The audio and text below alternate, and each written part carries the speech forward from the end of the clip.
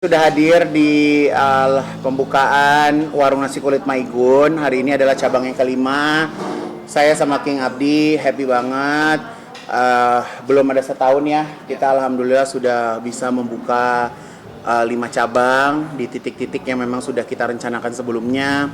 Yang pertama ada di Jakarta Barat, yang kedua ada di Jakarta Timur, ada di Surabaya, ada di Sunter, dan sekarang ada di daerah Jakarta Pusat. Jadi memang kita membuka itu berdasarkan titik yang kita research, kita cek dulu wilayahnya, karena buat saya wilayah itu paling tepat. Nah setelah ini insya Allah kita akan buka di Depok, habis itu akan ada di dekat rumah aku Jakarta Selatan, habis itu kita akan ke Malang gitu. Jadi King bakal kerja keras karena memang kita juga baru aja ada menu baru ya. Alhamdulillah ada menu baru. Kita ada oseng mercon, ada gongso babat.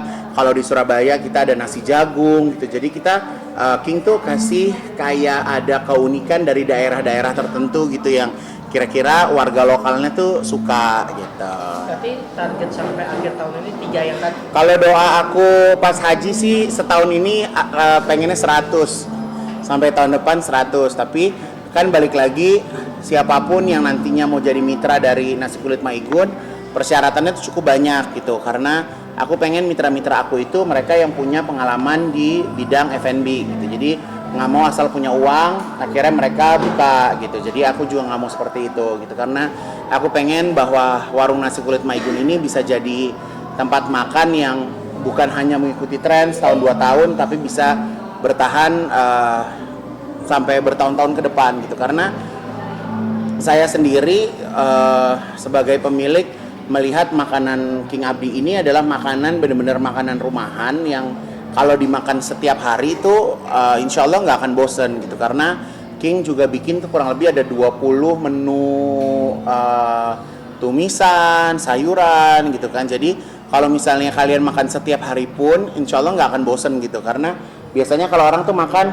datang ekstra lauknya tuh kayak cuma 2 gitu. Jadi besoknya bisa datang lagi. Berarti bisa dipastikan tidak sistem franchise ya, lebih kepada kemitraan ya?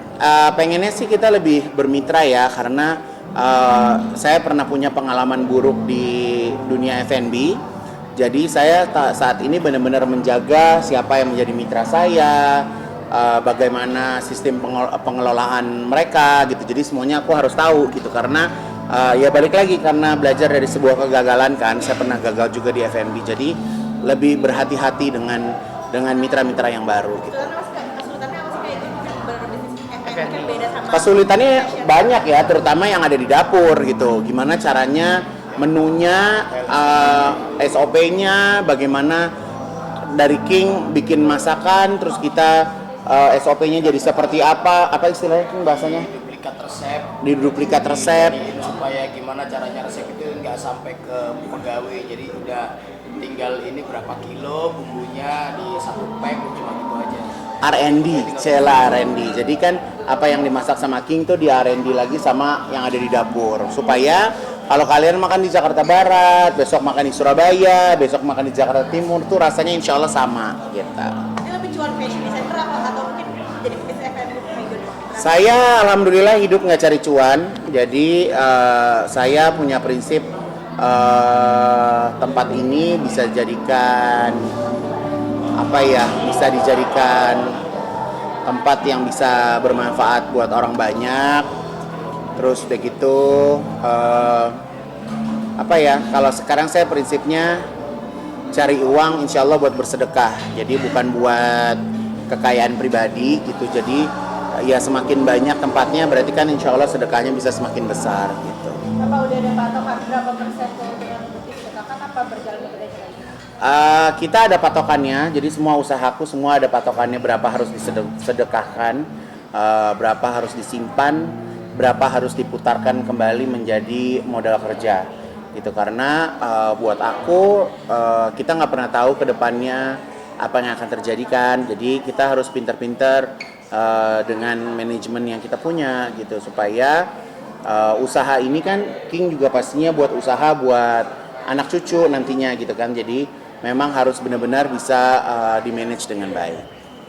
Mungkin yang untuk menjaga kualitas usaha sendiri itu yang bakal sering sidang antara... Oh dia dong, ini kan tugas dia. Jadi King itu setiap bulan insya Allah keliling ke semua store, masuk dapur, dicek kualitas makanannya, semuanya gitu. Tapi memang balik lagi nggak bisa kita langsung buka langsung sempurna kan.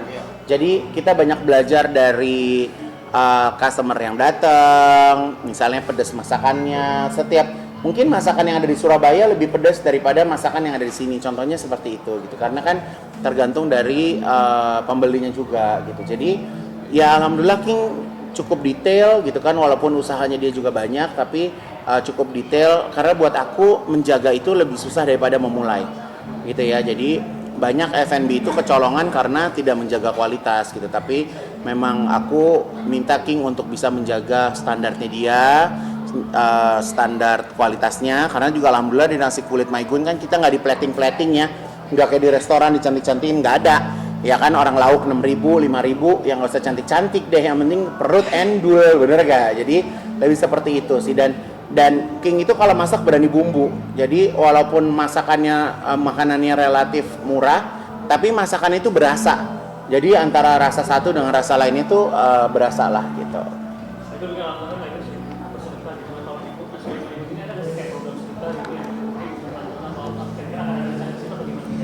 Oh kalau masing-masing brand punya cara mereka masing-masingnya gitu. Jadi karena aku tuh nggak mau semuanya aku ceritain ya, nanti di infotainment isinya muka aku semua gitu. Jadi justru aku sekarang nih alhamdulillah lagi pengen ngurangin wawancara, ngurangin FYP, karena aku di TikTok semua FYP-nya gue.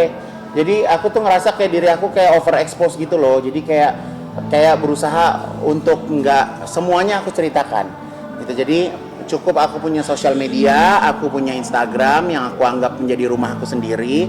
Jadi teman-teman tinggal ambil aja beritanya dari situ gitu. Jadi aku minta maaf juga sama teman-teman yang mungkin dari kemarin suka chat aku, suka DM, suka WhatsApp gitu kan, mau janjian. Bukannya Kaigun nggak mau gitu, tapi Kaigun nggak ngerti yang ngeliat muka Kaigun sendiri tuh kayak jenuh gitu, ngeliat kayaknya gue lagi gitu. Jadi besok kalau mau wawancara ke Malang aja ya, ke King ya. Gitu. Jadi nggak tahu ya, mungkin aku ya kerja kan udah capek ya dari pagi sampai sore gitu. Jadi kalau misalnya ngeliat sosial media isinya mukaku lagi tuh kayaknya jadi kayak gimana gitu. Ingin mengurangi Selain penderitaan. jenuh sendiri ada pertimbangan lainnya nggak sih Kak, atau mau lebih privacy atau gimana Kak?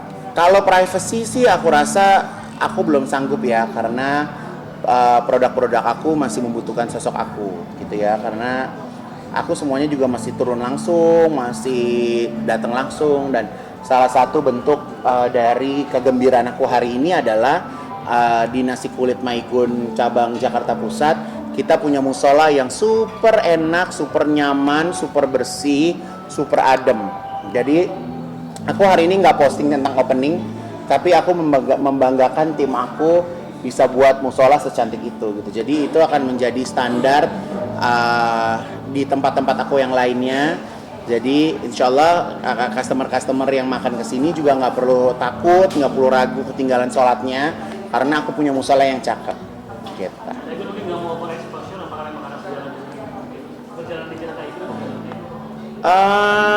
Itu walau-walam ya gitu, tapi nggak tahu, kadang kalau ngeliat mukaku sendiri aja kayak agak jenuh gitu. Jadi kayak aku tuh kalau misalnya sehari nggak ngepost muka ya, aku kan dari dulu tuh sering foto selfie kan.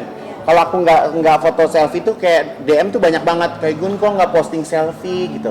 Kayak males aja ngeliat muka selfie tuh kayak nggak kepengen ngeliat aja gitu. Jadi ya udah gitu, mau foto sama King kan King jauh di Malang ya. Jadi apalagi dia udah langsing ya kan, cucok. Jadi ya gitu ya, aku pengennya kalau misalnya postingan tuh yang kira-kiranya bisa memberikan dampak positif lah buat follower aku juga. Kayaknya mungkin kelihatan lebih wise juga nih sampai berpikir seperti itu.